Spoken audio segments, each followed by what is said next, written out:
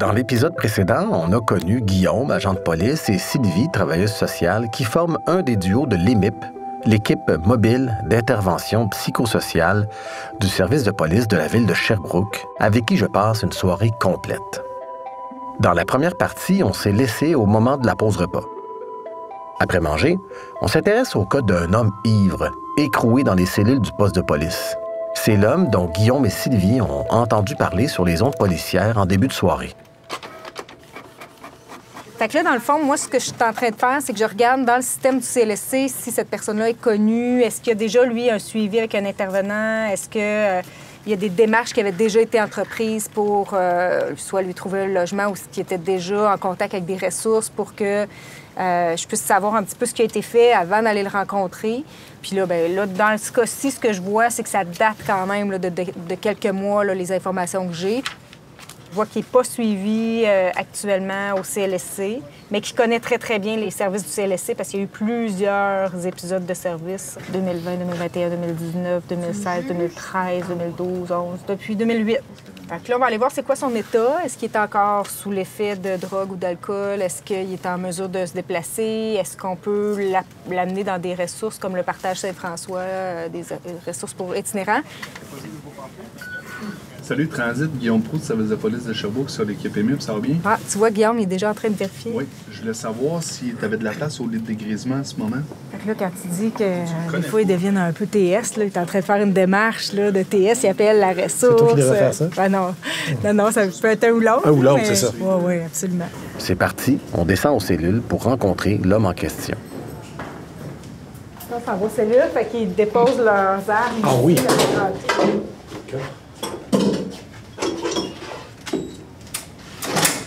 Je dirais qu'il est dans H1. Et ici, les lumières sont tout le temps allumées. Il est dans... H1.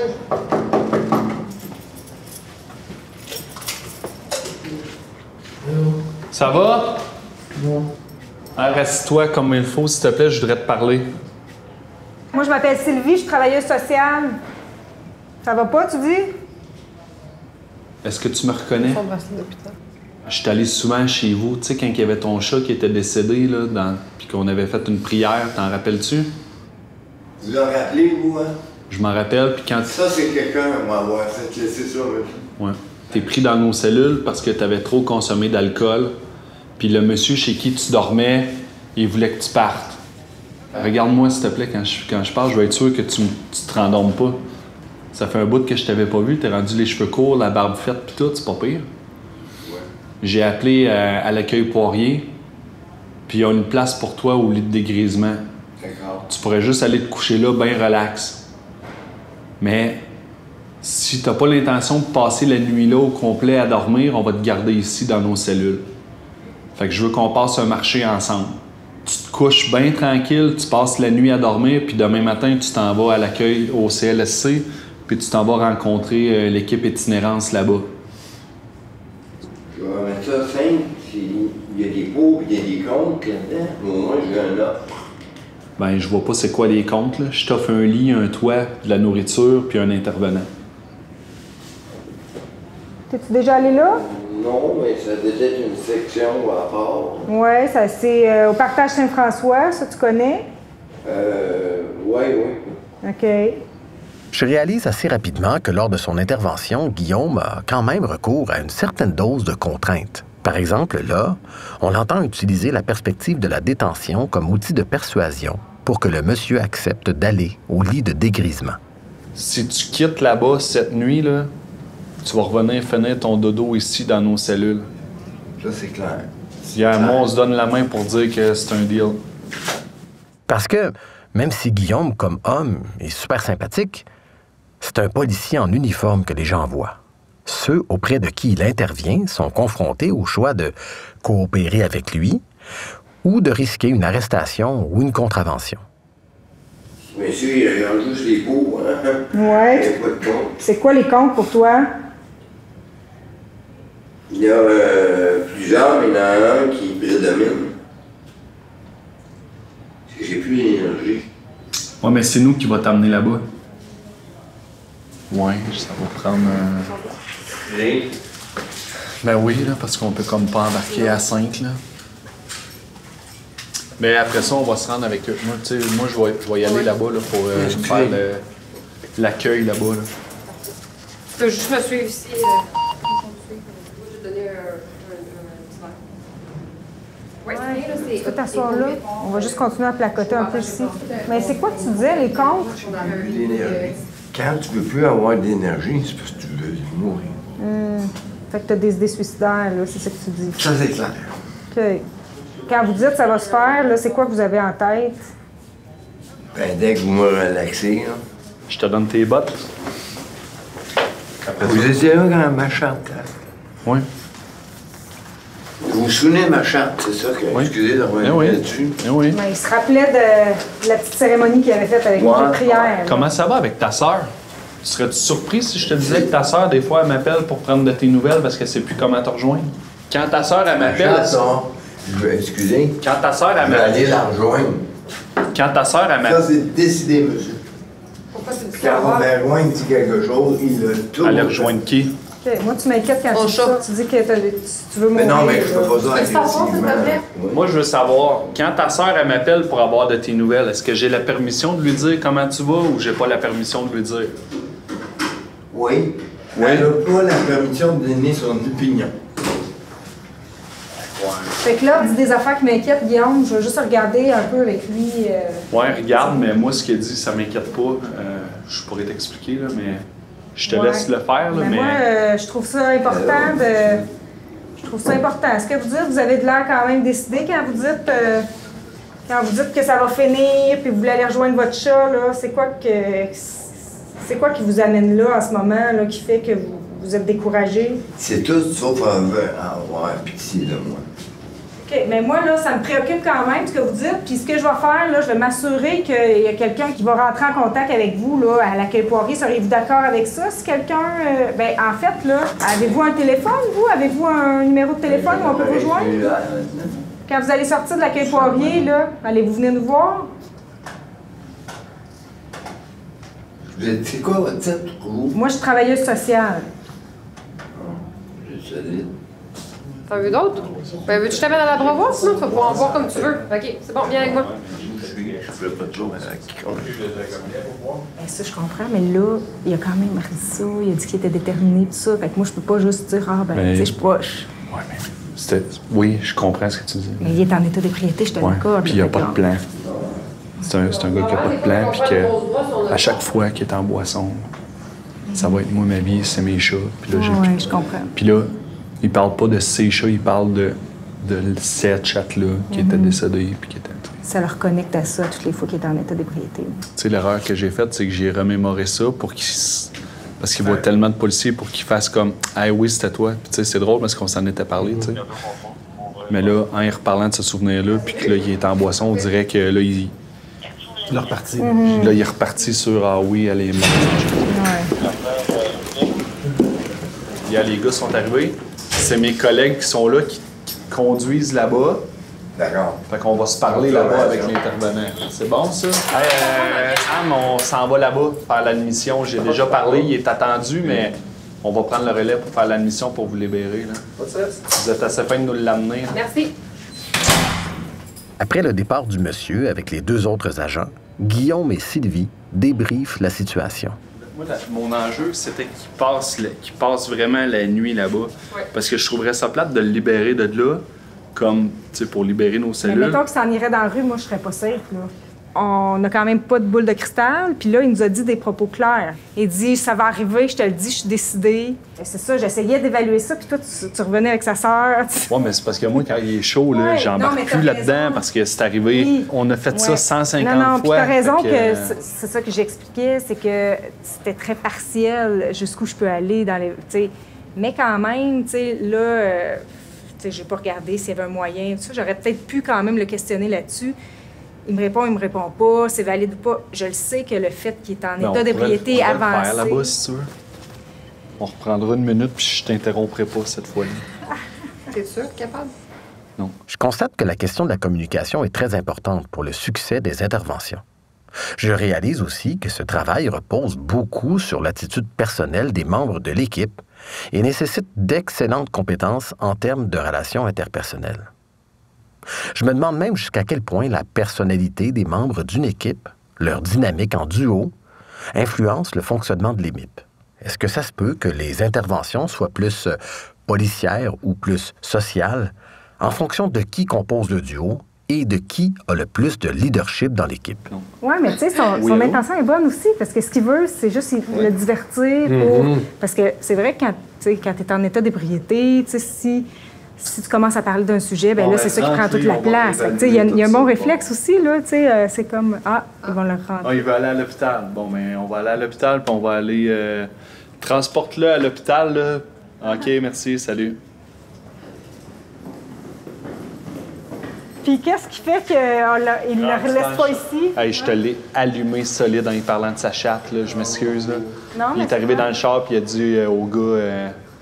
Moi, je vais aller rejoindre ma chatte, puis c'est sûr que je vais aller la rejoindre au ciel, puis... Ouais, OK, mais une fois qu'il dit ça, pourquoi que les autres, ils continuent pas à juste l'amener à l'accueil poirier? Je pense que Samuel, il a dit, ben là, t'as-tu envie de mourir? Oui, fait que tu veux-tu... ouais, mais on avait exploré ça. Je sais pas, Sam, il m'a appelé, puis il m'a dit, il veut aller à l'hôpital.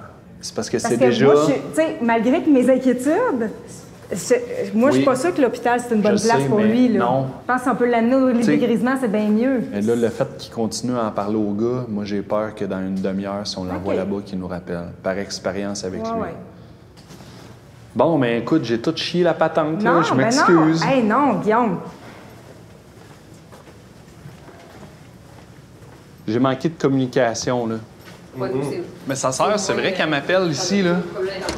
Puis, hey, Guillaume, ça fait combien de temps que tu as eu des nouvelles de mon frère? Comment il va? Il est rendu où? Il est-tu encore en vie? Puis... OK.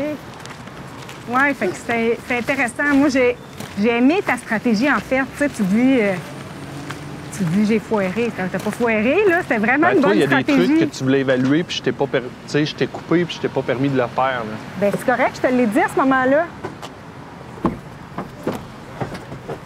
Moi, ça nous amène à beaucoup de communication entre nous. C'est un gros défi, hein? Bien, puis ça, là, c'est une belle situation parce que là, t'as vraiment une situation d'une zone grise entre l'hôpital, la détention, puis l'organisme communautaire.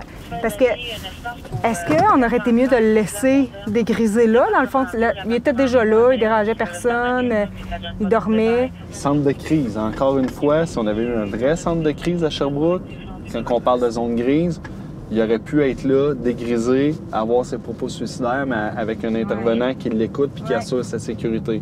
Absolument. Tandis qu'au lit de dégrisement, là-bas... Peut-être qu'ils sont moins tolérants par rapport aux idées suicidaires. Oui, quand ça devient trop, ils sont moins tolérants, puis ils peuvent pas l'obliger à rester là. Mais on s'entend que par rapport aux idées suicidaires, l'hôpital ne feront pas plus. Ils vont l'envoyer au physique pour qu'il dégrise. Comme on le voit pour l'EMIP, comme pour tous les autres intervenants du monde judiciaire, la limite de l'intervention, c'est la disponibilité des ressources d'aide. Parce que on a beau avoir la personne devant soi et savoir quels sont ses besoins, si on n'a pas les services pour la prendre en charge, on n'est pas plus avancé. On le voit bien avec nos deux monsieur ivres. On n'avait nulle part où les envoyer. C'est l'urgence qui en hérite.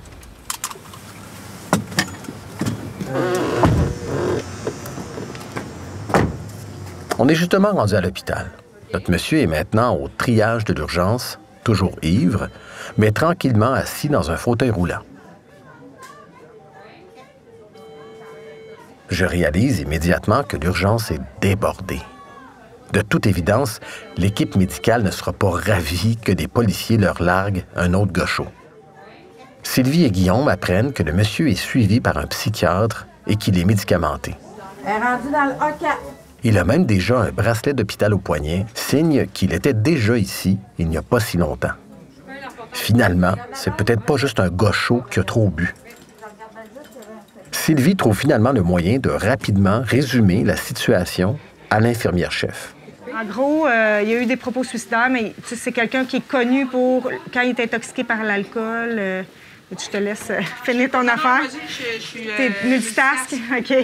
Fait que c'est ça, il y a souvent ce type de propos-là là, où ressasse des idées dépressives et tout ça. Fait que je pense que ça va être dégrisement. Là, nous, on a tenté de l'amener au lit de dégrisement de l'accueil poirier, mais ça n'a pas marché. Il ne voulait pas rien savoir, il ne collaborait pas. Fait que là, il voulait venir à l'hôpital. Fait que c'est pour ça qu'on vous l'amène. On a tenté d'éviter ça, mais Ça n'a pas été possible, puis il est quand même... il est intoxiqué, là. On ne pouvait pas le laisser dans la rue. Il est sans domicile fixe. Encore merci. Ça fait plaisir. Bonne chance. Lâchez pas. Bonne soirée à vous autres. Il y a de l'action ici, pas de personne mieux les autres. Hein? Oui, c'est particulier. Oui, plus que d'habitude. Salut, bonne soirée. Bon, fait que là, t'auras vu une soirée où le thème était l'intoxication à l'alcool. C'est pas toujours... Il doit en avoir beaucoup, là. Hein? C'est la comorbidité entre les deux. Oui, c'est sûr. C'est sûr qu'il y en a beaucoup. On se fait souvent le commentaire de s'il n'y avait plus d'alcool puis de drogue, là, ça serait quand même pas mal plus tranquille.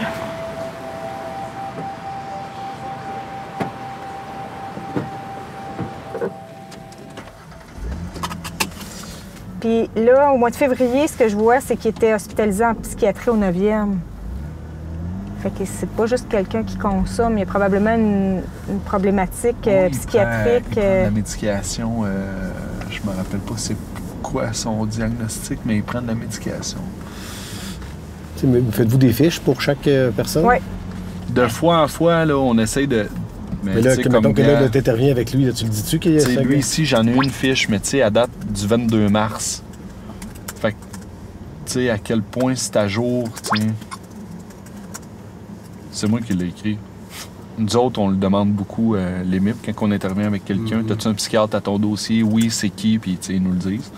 Tu vois, le nom de son psychiatre, je l'avais marqué, là. Puis tu vois, lui, tu sais, j'avais marqué sa raison de vivre, c'est ses chats. Fait que... ça change pas. On a même qui nous appelle là, pour nous rapporter un homme qui est à bord de son véhicule sur l'effet du cannabis. Yep. 04.